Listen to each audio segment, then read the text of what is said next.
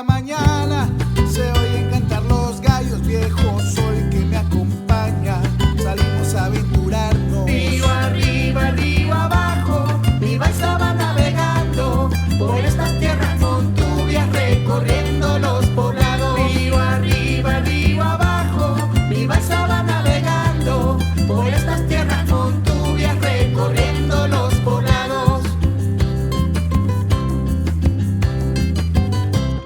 Navío de palo de balsa, los troncos bien amarrados, teniendo chocita y caña, con su techo de lijao. Río arriba, río abajo.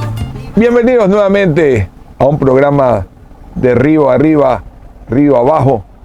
Hoy, dentro de la cotidianidad de un río, navegando dirección a Guayaquil nuevamente y acompañado de un educador, de un hombre dedicado a esto, pero también un hombre del río Babahoyo, del otro brazo que cubre y nutre las riberas de la cuenca del río Guayaquil. Roberto Pazle nos acompaña esta mañana para conversar sobre lo que le viene a la mente cuando se siente y flota sobre unas balsas. Querido doctor, bienvenido. ¿Qué sientes cuando está usted en una balsa?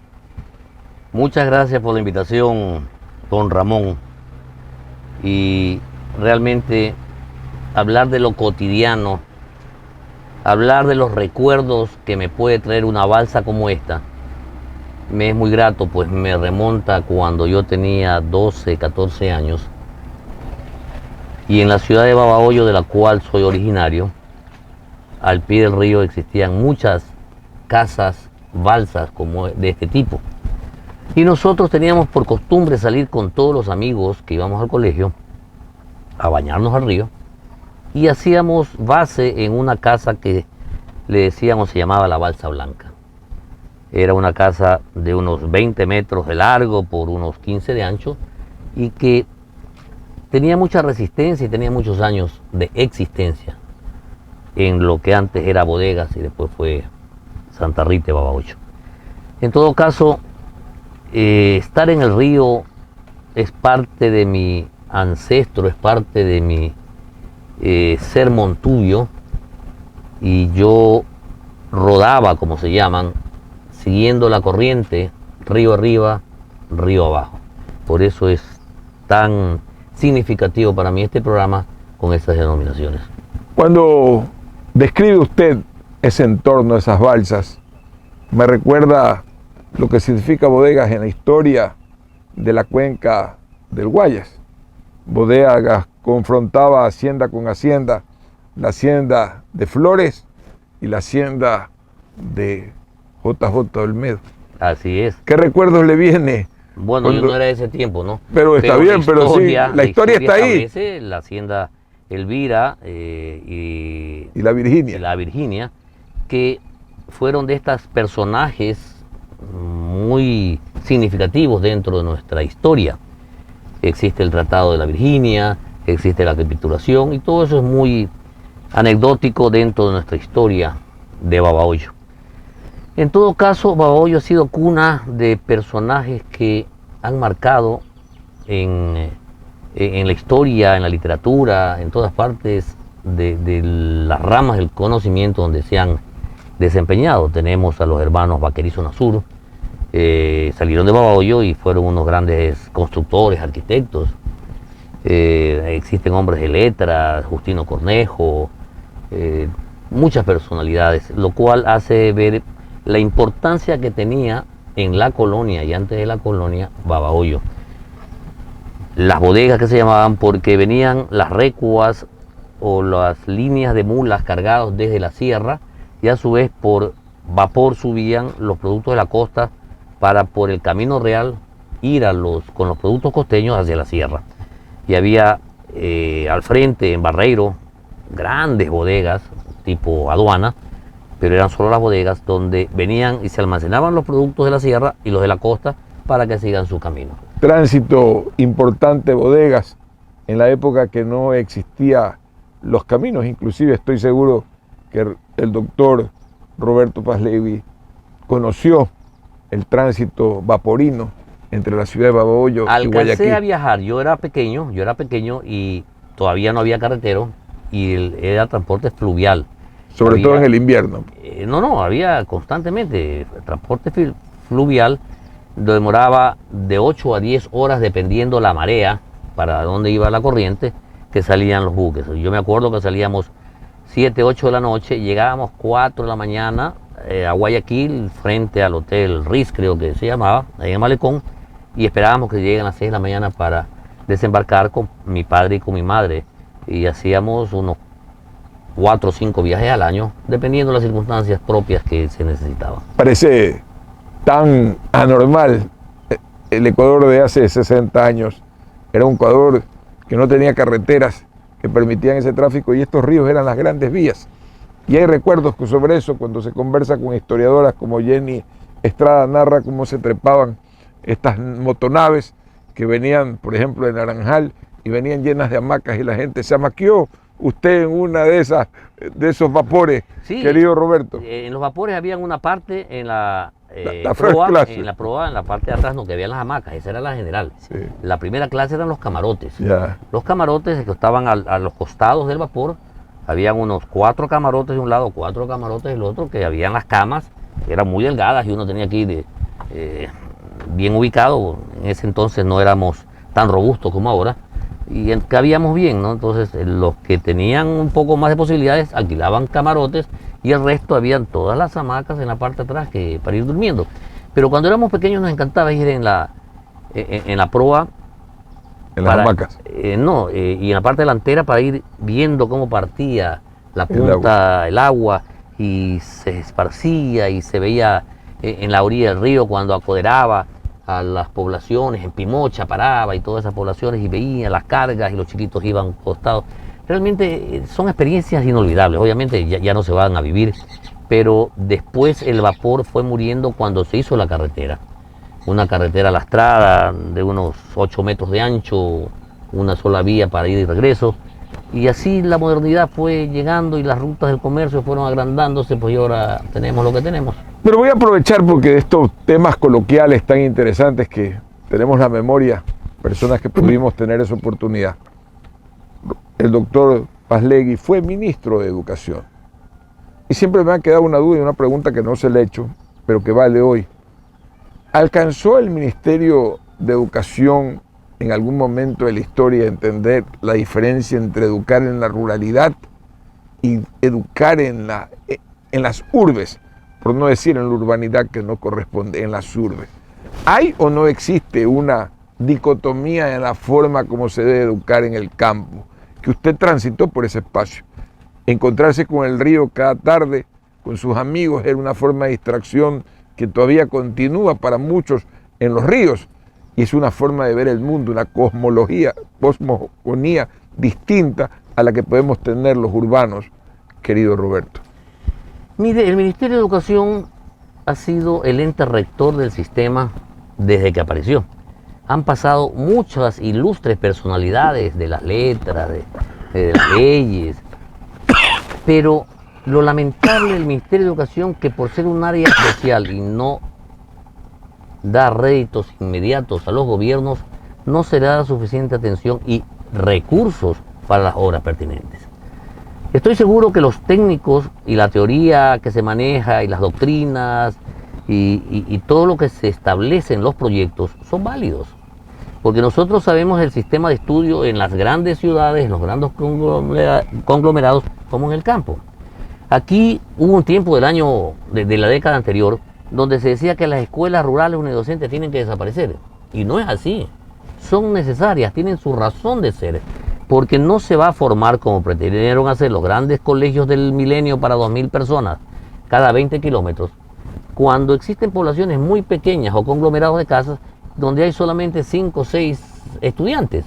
Entonces, ¿cómo hace esos 5 o 6 estudiantes que vayan a pie 10 kilómetros en lugar de poner una escuela rural unidocente o con 2 profesores para que enseñen lo necesario?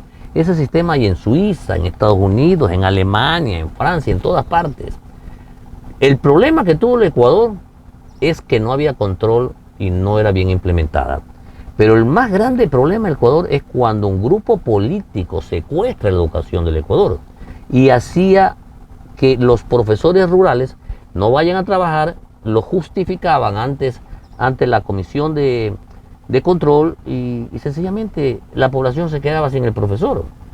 El profesor rural o la enseñanza dentro del campo tiene que ser con profesores capacitados y preparados, pero que sean del sector, para que no tengan que ir sábado y domingo viajando a toda otra parte, que también se hace un martirio para el profesor. Pero más allá de ese aspecto logístico que es importante, ¿no considera usted que los pensum académicos o pedagógicos, en este caso, de la ruralidad, están demasiado orientados a la vida citadina y no plasman esa relación, esa comunicación con su entorno, con su propia realidad? Todo el sistema educativo, hasta hace 10 años, era cognitivo. Hace 20 años lo hacían recitar o lo hacían declarar en forma correcta de memoria todos los ríos de Europa, todos los valles de África, todos los nevados de determinada parte del mundo, cuando en la vida vamos a utilizar, son conocimientos innecesarios. Otros países, sin irnos mucho, en Estados Unidos, no llenan al estudiante con tanto concepto y se dedican más bien a cosas directas y prácticas que van a servir. Desde el constructivismo, que fue desde el siglo pasado, con Piaget, ya se va preparando al ser humano, al menor, para que sea, primero, maneje pensamiento crítico, razonamiento lógico, que sepa investigar. ¿Para qué enseñarle tantas cosas de seno, coseno, tangente si en mi vida voy a utilizarlo? A no ser que vaya a ser un ingeniero de aviación o ser un físico de la NASA, ¿no? Ahí sí lo voy a necesitar, pero mientras tanto, ¿para qué? Sin embargo, la lógica que implica la trigonometría y los números y los señalamientos que he hecho, aplicado de una forma lúdica, puede servir a lo mejor no para construir ese universo tecnológico, pero sí un universo lúdico, cuando se logra comprender la dimensión de la trigonometría más allá de esa opción. Pero haciéndola aplicada como usted lo manifiesta. Okay. Es como desarrolla el razonamiento numérico, sin que sepa usted manejar las 22 operaciones del álgebra, pueda usted utilizar el razonamiento numérico para entender las cosas de su entorno y tener un raciocinio más directo. Para ir finalizando este primer segmento, usted me dijo que le encanta la poesía. Bueno, y si le digo y que me dice que tiene además una memoria en el computador para la poesía que yo se la envidio, me gustaría que aquí, con el esplendor de este sol sobre el río Daule, nos recite algo. Hace un momento hablábamos que para hacer eso se necesitaba una taza de café, un vino y el rosario. Pero de todas maneras, tenemos el café, tenemos agua, manzana y sobre todo la buena compañía de esta entrevista, que podemos acordarnos algo de aquella época. Venga. Se llama El Reto. Si porque a tus plantas ruedo como un hilota rendido y una mirada te pido con temor, casi con miedo, y porque ante ti me quedo estático de emoción, piensas que mi corazón se va de pena a romper. Te equivocas. Te equivocas, fresco y fragante capullo. Yo quebrantaré tu orgullo cual un minero a la roca. Y si a la lucha me provocas, dispuesto estoy a luchar. Tú eres espuma y yo soy el mar, que en mis cóleras confío. Me haces llorar, pero algún día yo también te haré llorar. Y entonces, cuando rendida pidas perdón de rodillas, ofreciéndolo a mis pies, y como mi cólera es infinita en sus destellos, ¿sabes tú lo que haría yo en esos momentos de indignación? Arrancarte el corazón para comérmelo a besos. Vamos a besos a continuar con ustedes sin arrancarles el corazón, pero como una ola intentando llevar la grandeza de esta cuenca, la del río Guayas, la del Golfo de Guayaquil, con mensajes que nos unan. Río Guayas, confluencia del Babahoyo, del Daule y de otros afluentes. Ya volvemos recordándoles que este programa lo auspicia el Colegio Alemán Humboldt y Fundación Garza Roja. Ya volvemos.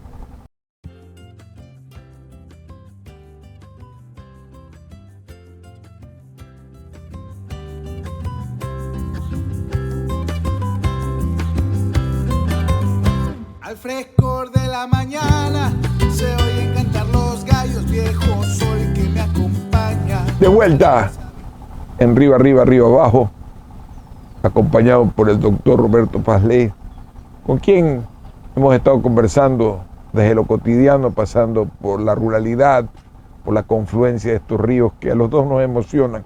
Como digo, con un amigo mío de Baboyo, tú eres Montubio del otro orilla, y yo de esta. Aquí estoy como alguien que se ha Colorado, igual que yo Montubio.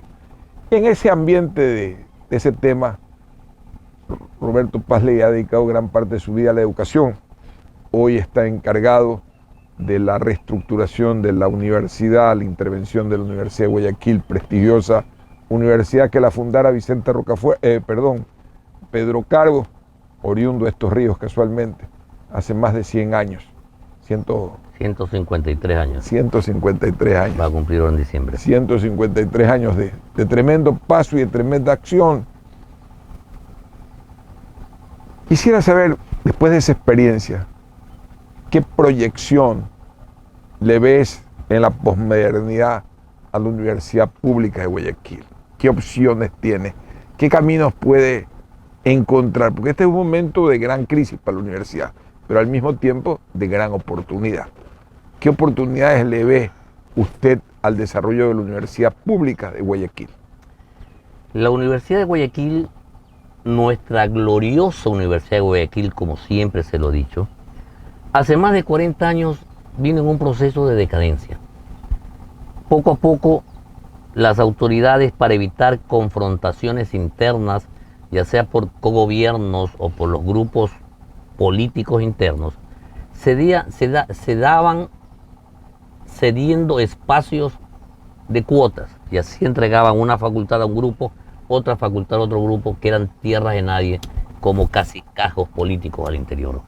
Eso llevó a la decadencia de la universidad.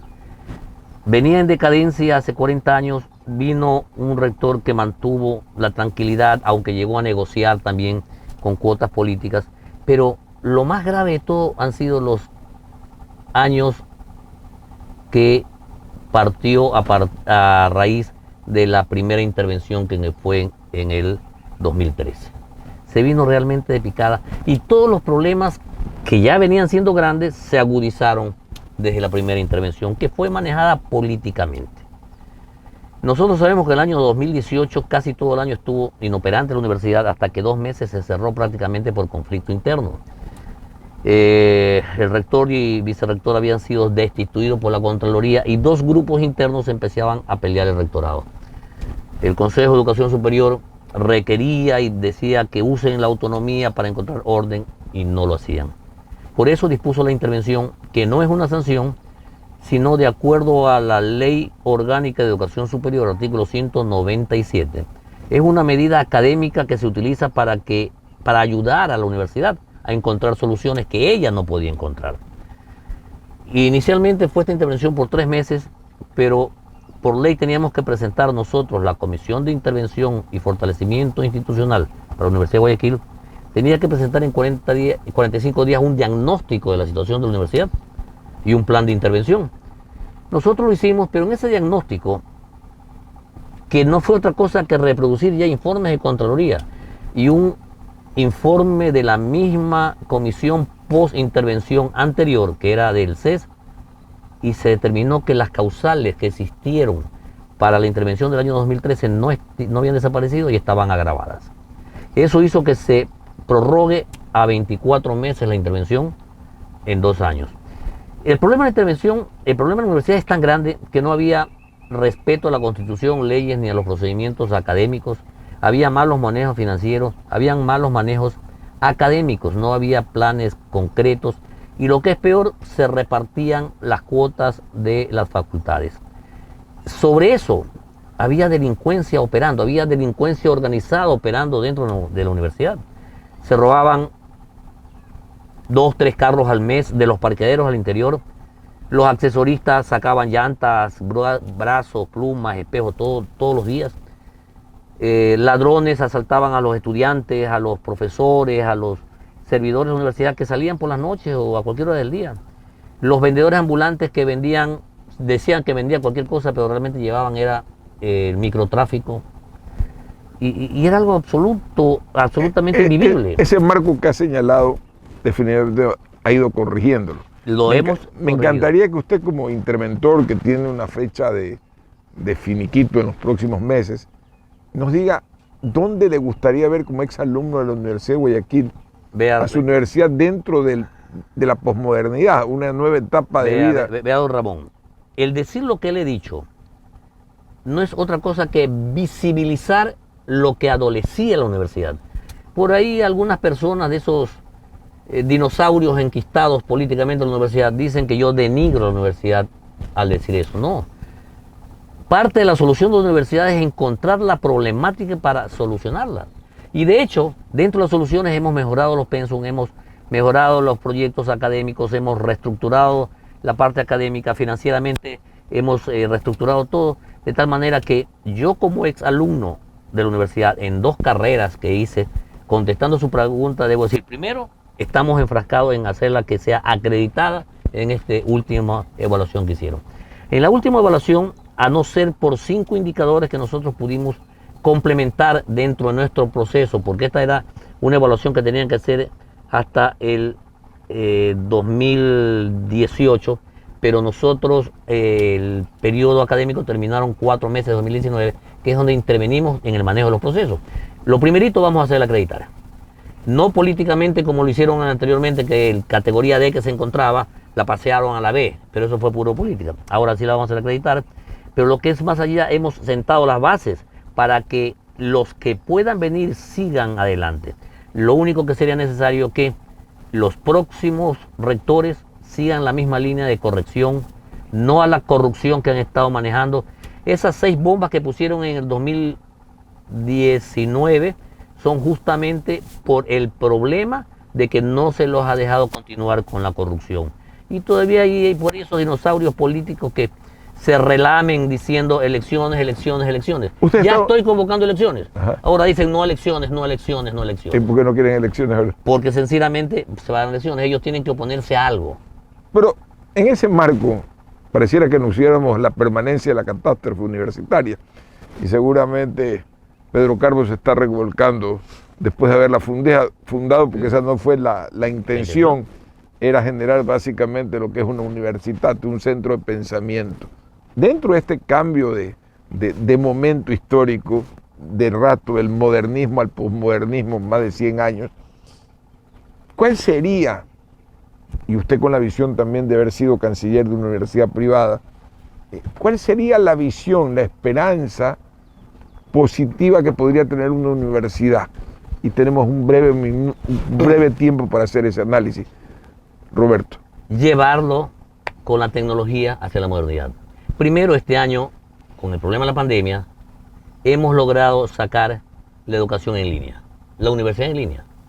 De 64.000 estudiantes matriculados con la normalidad en el 18, en este año 2020 hemos logrado matricular 54.000 estudiantes estudiando en línea. Por más que hubo oposición, hubo boicot de aquellos que se oponen a todo, hemos sacado, y ya la Universidad de Guayaquil tiene educación en línea que llegó a quedarse, porque tenemos que ahora producir la parte de la universidad online o en línea y la parte de la universidad presencial. La universidad tiene que recuperar su prestigio, pero repito, no es cuestión de 1 año, 2 años, 3 años. Esto es cuestión de 3, 4 rectores, pero que sigan la misma línea. Porque si el rector que viene a las elecciones, que ya tienen que darse en diciembre, es de la misma línea y empieza a repartir canonjías de cuotas políticas, no va a pasar nada en esa universidad y sería mejor cerrarla para crear otras universidades, ya sea dividiendo la Universidad de Guayaquil en 3 universidades de acuerdo al sector, de acuerdo a la capacidad, con los mismos profesores, pero sin los profesores viejos marruñeros que están acostumbrados a actuar de manera irregular. ¿Quisiera usted despedirse con un poema más? ¿Ah? Más que de poema, quisiera despedirme con pensamientos positivos para la Universidad de Guayaquil. Dirigirme a la ciudadanía guayaquileña que tanta esperanza ha puesto en esta intervención a decirles, hemos cumplido, estamos cumpliendo. Entregaremos en diciembre a la persona que salga electo como rector. Vamos a seguir trabajando hasta el último día. No nos ha importado insultos, no nos ha importado ofensas, porque todos los días ofenden, insultan, la diatriba. No nos ha importado 6 bombas, amenazas de muerte, seguimientos en carro. Tenemos que sacar adelante nuestra prestigiosa Universidad de Guayaquil. Don Ramón, no es difícil, solamente hay que saberlo hacer, pero con la persona adecuada, no con ciertos elementos malos incrustados en la universidad. Que la universidad tenga un destino distinto, que se corrija como cualquier causa y que le dé sentido a esa causa. Nuevamente muy agradecido con el doctor Roberto Pazley que nos ha acompañado en este día, en este viaje en la balsa arriba, arriba, arriba, abajo, recordando un poco sobre tantas cosas y sobre todo sobre el futuro y el presente universitario. Hasta el próximo programa, recordándoles que este programa lo auspicia Fundación Garza Roja y el Colegio Alemán Humboldt.